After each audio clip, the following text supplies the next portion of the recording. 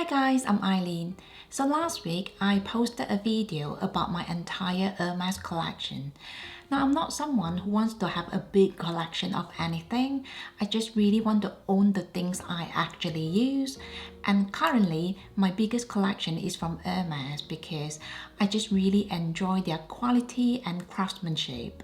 I think all their pieces are really well made. And today I want to share with you what I think about shopping at Hermes because I've received a lot of questions about this. Now this is all based on my personal experience. I know every Hermes store works a bit different, so do take this with a pinch of salt.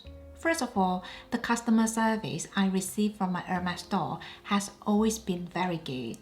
And this was even before I had my regular sales associate. Now I've heard some stories saying that some Hermes essays can be a bit arrogant, but for me, all the essays I've come across have always been very polite and helpful.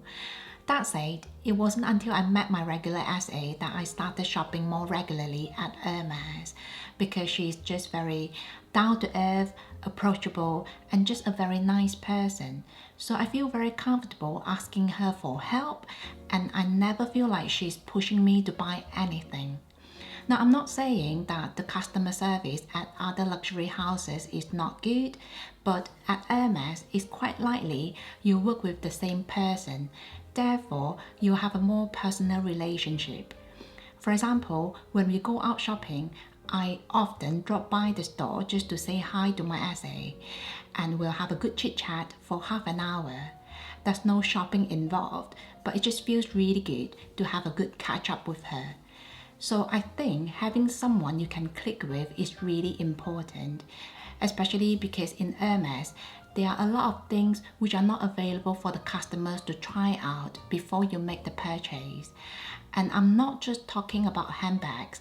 It can be a pair of shoes in the right size or a piece of jewelry. So you do have to rely on your SA to make the arrangement.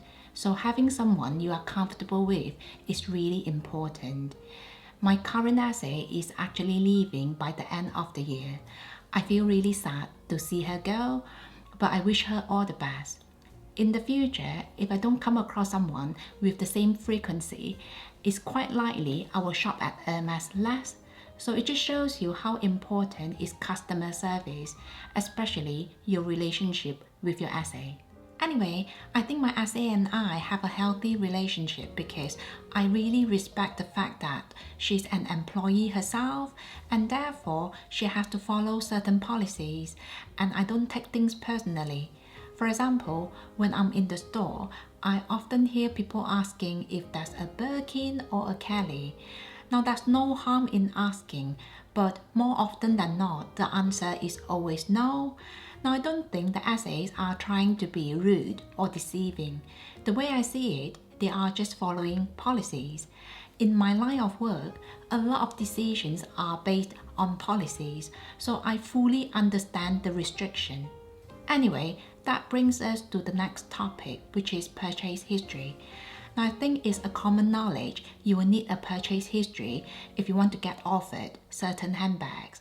To be honest, I've never worked out how it works, as in how much you need to spend to get a bag offer. I've heard some people say that it has to match the price of the handbag you're after.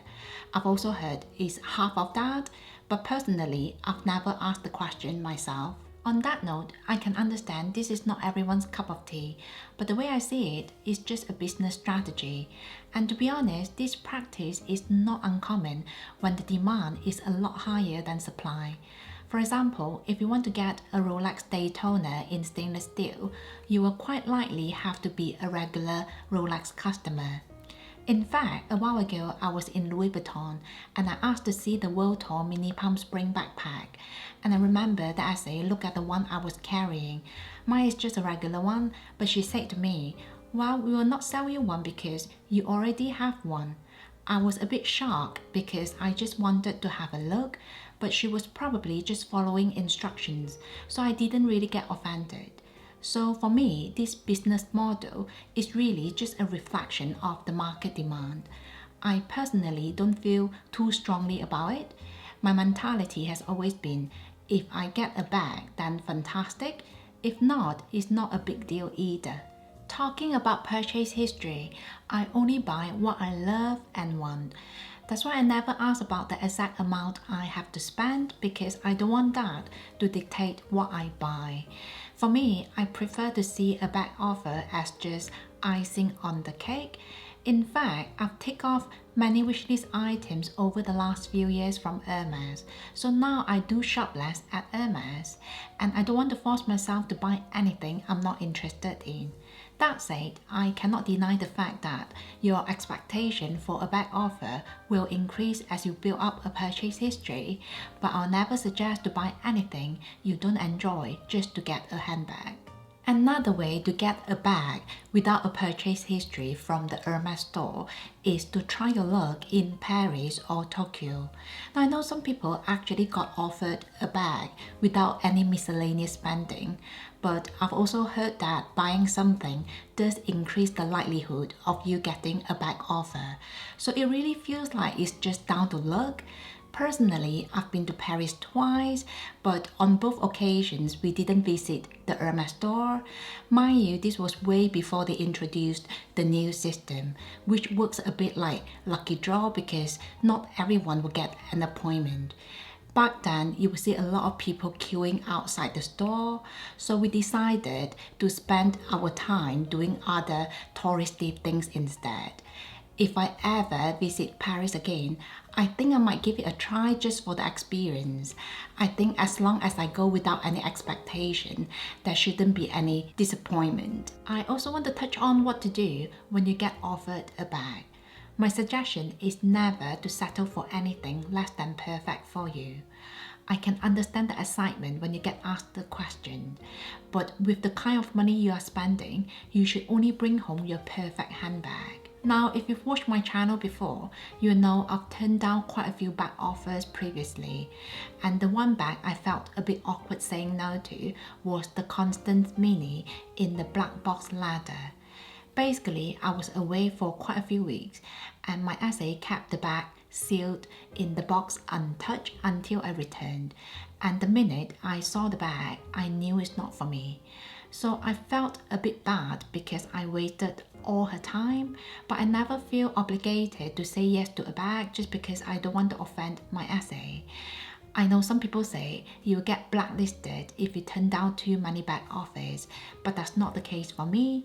In fact, my SA often says to me, it's a lot of money, so if you're not 100% sure, don't get it. So I just want to say, if you get offered a Birkin 30 when your heart says 25, don't buy it just because it's a Birkin. I'm a firm believer that if you're patient, the right thing will show up eventually. And remember, the right bag in the wrong color or size is still the wrong bag. At the moment, I'm very content and grateful with my Hermes collection. So if I don't get another bag offer, I'm fine with that. But if I do, I hope it will either be a Birkin 25 or a Mini Kelly. I think I'm at the stage of my life where I can make peace with appreciating beautiful things without actually owning them. And this applies to a lot of the physical things, not just Hermes pieces. After all, if it's meant to be, it will be. So if something comes my way, I will consider it. If not, it's quite alright as well. So that's my video about shopping at Hermes.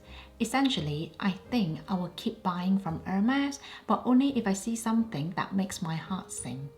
I hope you find this video helpful. Thank you so much for watching, and I will see you in my next one. Bye!